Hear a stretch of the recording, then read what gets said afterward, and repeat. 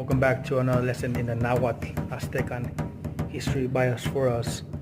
Back here is a colonial flag. That is not our flag.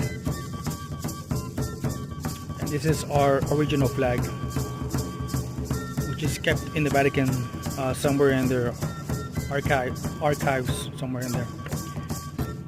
That being said, this is the flag when Cuitlahuac, the leader of the army, made Cortés cry that night. We won that night.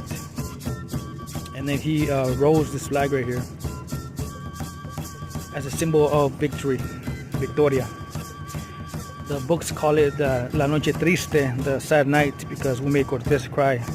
But for us, we call it La Noche de la Victoria, the night of victory. As you can see, the symbol right here.